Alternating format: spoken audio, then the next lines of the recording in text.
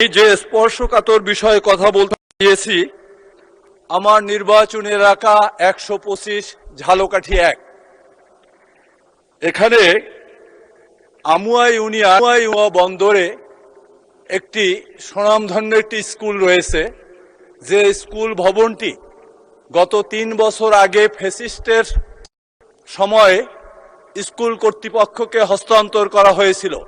আমরা জানি ফ্যাসিস্টের আমলে মাননীয় সদস্য বিবৃতি দেওয়ার সময় না কে এলাও করেছি, কি মূল বক্তব্যটা 1 সেকেন্ডে বলেন। মূল বক্তব্যই বলছি মাননীয় স্পিকার, স্কুলটা ইতিমধ্যেই তার পিলার ভীম ধসে পড়তেছে এবং সেখানে 650 স্টুডেন্ট রয়েছে যারা মাধ্যমিক বৃত্তি পরীক্ষায় সফলতার সাথে নিয়মিত পায়, যারা বরিশাল বোর্ডে অত্যন্ত ভালো রেজাল্ট করে। ধন্যবাদ মাননীয় সদস্য, আপনি দয়া করে বসুন। মূল বক্তব্য আপনি যাচ্ছেন না। কি হয়েছে বিল্ডিংটা? বিল্ডিং কি হয়েছে?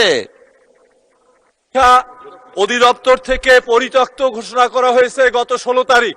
এখানে একটি ভিত্তিতে ছেলে মেয়েদের লেখাপড়া পরিচালনার জন্য একটি শেড, একটি ভবন করা অস্থায়ী ভিত্তিতে জরুরি দরকার। ধন্যবাদ মাননীয় সদস্য, বিল্ডিং পরিত্যক্ত। ধন্যবাদ, এটা বললেই তো হতো। ধন্যবাদ মাননীয় সদস্যবৃন্দ। দিনের কার্যসূচি অনুযায়ী এখন সংসদের কার্যপ্রণালী বিধি